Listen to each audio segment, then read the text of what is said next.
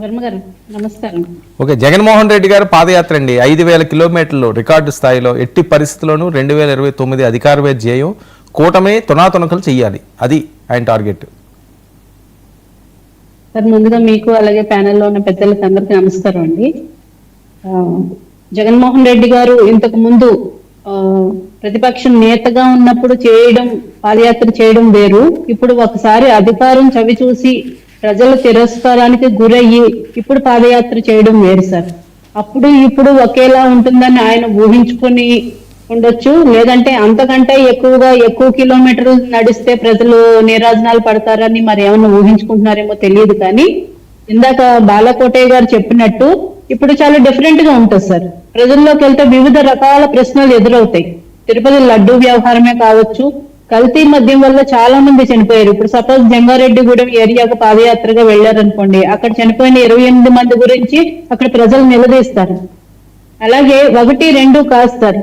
అనేక నియోజకవర్గాల్లో వారి ఎమ్మెల్యేలు చేసిన అవినీతి కానీ భూదందాలు కానీ ఈ రోజు ప్రభుత్వం ఏర్పడక ముందు నుంచి ప్రభుత్వం ఏర్పడిన తర్వాత కూడా జనసేన పార్టీ ఆఫీస్ దగ్గర జనవాణి కార్యక్రమంలో కానీ, అలాగే టీడీపీ ఆఫీస్ దగ్గర జరిగే ప్రజా సమస్యలు వినే కార్యక్రమంలో కానీ ఎన్నో అర్జీలు వస్తున్నాయి. వచ్చిన వాటిలో 90% వైసీపీ నేతల వల్ల భూ ఆక్రమణలు జరిగినవి, భూ కబ్జాలు జరిగిన వాటిని నిమిత్తమే చాలా అర్జీలు రావడం జరుగుతుంది.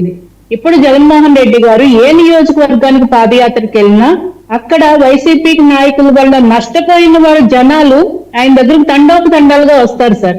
మదనపల్లిలో ఎలా అయితే కలెక్టర్ దగ్గరికి అర్జీలు తీసుకుని ప్రజలందరూ పెద్దిరెడ్డి వల్ల మోసపోయామని చెప్పి బార్లు కట్టి లైన్ కట్టి వెళ్లేలో ఇప్పుడు జగన్మోహన్ రెడ్డి గారికి అదే పరిస్థితి ఎదురవుతుంది. సో వీళ్ళు పాదయాత్ర చేస్తామని చెప్పి చుట్టూ కార్యకర్తలను పోగేసుకుని బల ప్రదర్శన చేయడమో, ఇంకో గలాటా సృష్టించి అక్కడ హడావిడి చేసి మాకు జనాల నుంచి ఆదరణ ఉందనో, లేదంటే కూటమి ప్రభుత్వం అణిచివేస్తుందనో, ఇంకోటి ఏదో డైవర్ట్ చేయడానికి చూపిస్తారు తప్ప అక్కడ నిజంగా ప్రజల దగ్గరికి వెళ్లి కలిసే. సుజాత గారు, జగన్మోహన్ రెడ్డి గారిని అంత తక్కువ అంచనా వేస్తున్నారా? లాస్ట్ టైం ఓడిపోయినందుకు నేను తక్కువ అంచనా వేయట్లేదు సార్. వాళ్ళ పరిపాలన విధానం వల్ల ఈ అంచనా వేయాల్సి వస్తుంది. నేను ఎప్పుడు ఏ నాయకుడిని ఏ పార్టీని తక్కువ అంచనా వేయను సార్. వాళ్ళు మంచిగానే ప్రజల పక్షాన పోరాడి అంటే ప్రజల పక్షాన ప్రజా పరిపాలన చేసుంటే ప్రజలు హారత పడతారు. నీరాజనాలు పలికి రా బాబు నువ్వు మా పక్షాన్ని నుంచో మాట్లాడు అని చెప్పు అంటారు. ఇంకొక విషయం, ఈ ప్రభుత్వం పరిపాలన బాగోకపోయినా కూడా ఆయనకి నీరాజనాలు పడతారు. కానీ మనకు చూస్తే 2 రకాలుగాను ఆయనకు ఆ ఛాన్స్ అయితే కనిపించట్లేదు సార్.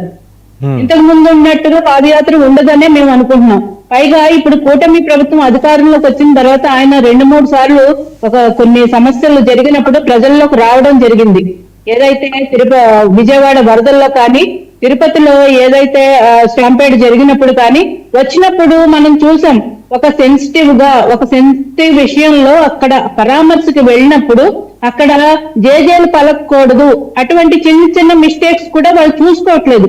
ఒక బాధితుల దగ్గరికి, చనిపోయిన వాళ్ళ దగ్గరికి, గాయాలు పాలైన వాళ్ళ దగ్గరికి వెళ్ళి అక్కడంతా సెలైన్ స్టాండ్స్ కూడా తొక్కేస్తూ తిరుపతిలో ఏ విధంగా పరామర్శకు వెళ్తే అబాసు పాలయ్యారు. అటువంటి తప్పులు జరగకుండా నిజంగా పాదయాత్ర చేయాలనుకుంటే చెయ్యండి. ఈ కూటమి ప్రభుత్వం కూడా మీకు సరైన రక్షణ కల్పిస్తుంది.